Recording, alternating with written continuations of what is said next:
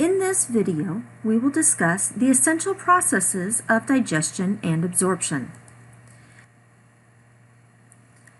Digestion is the process of breaking down foods into smaller substances that can be absorbed by the body. Without digestion, we could not absorb nutrients to meet our cells' needs. Absorption is when the simple molecules that result from digestion pass through cell membranes of the small intestine into the blood or lymphatic system. Without absorption, we would not be able to utilize the nutrients in our foods. This graphic shows an overview of the entire gastrointestinal tract. The GI tract is an open tube, approximately 25 feet long, that begins in the mouth and ends at the anus. There are sphincters along the way to control the passage of food through this tube. In the mouth, the taste buds encourage us to eat certain foods and avoid eating too much of others that may contain toxins. Chewing is the mechanical breakdown or mastication of food. This is important because foods must be completely broken down by the time they reach the small intestine so that enzymes can chemically break down the nutrients. You have likely seen whole pieces of corn in a baby's diaper, right? This is largely due to the lack of teeth to mechanically break down the fibrous outer shell of the corn. Humans do not have enzymes to break down fiber, so if the teeth don't break it down, nothing else will in the GI tract. Saliva contains moisture that will be added to the food. It also contains an important enzyme known as amylase. This enzyme begins the digestion of starch. From the mouth, the food moves into the esophagus, which will use muscular contractions to move the bolus to the stomach. The muscular contractions are called peristalsis. Let's look at the structure of the stomach. One of the first things to notice is that it is highly muscular. The stomach has a major function of mixing and churning the food particles. This will continue to break down food and mix particles together. Now, fat tends to float toward the top since it doesn't mix well in the watery digestive juices. However, the strong muscles will do a fairly efficient job of getting fat to temporarily mix into the juices. The next part of the structure to notice also involves muscles. There are two sphincters with the stomach, one at the top and one at the bottom. The first is the lower esophageal sphincter that is located where the esophagus meets the stomach.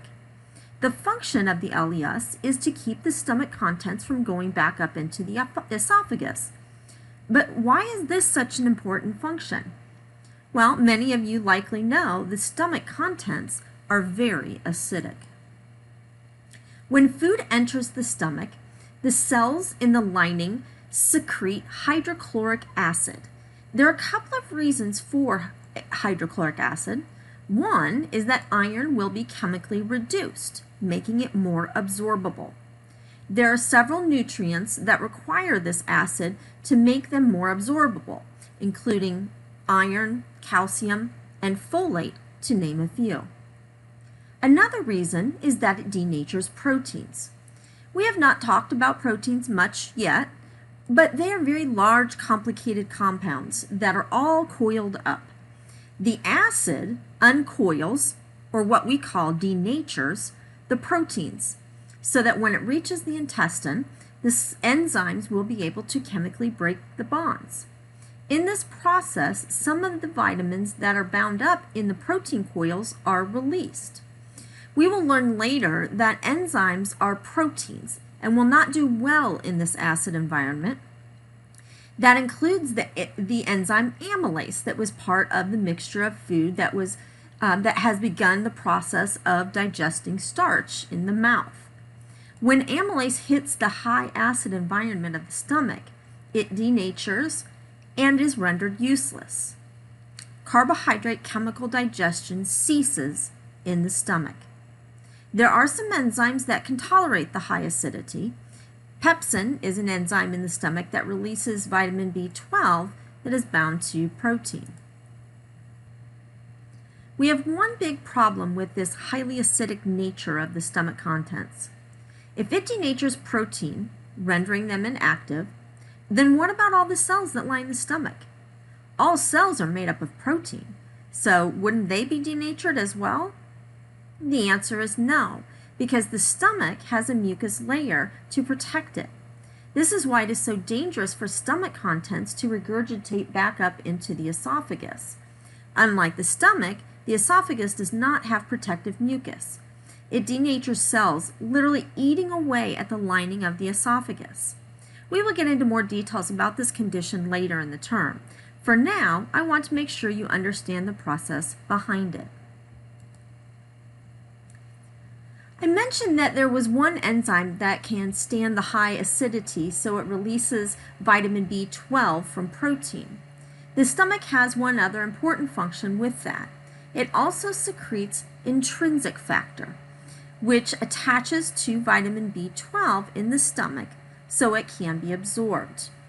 The vitamin won't be absorbed until late in the small intestine, but without intrinsic factor, vitamin B12 will not be absorbed. The name of the product at the end of the stomach's job is called chyme. It is a liquefied substance. We are now at the bottom of the stomach where our pyloric sphincter is. The job of the sphincter at the bottom of the stomach is to control the amount of stomach contents into the small intestine. We do not want all of the stomach contents to dump into the little 1-inch tube. Therefore, the muscle contractions with the sphincter will help slowly move the liquid a little at a time. This muscular action is called segmentation.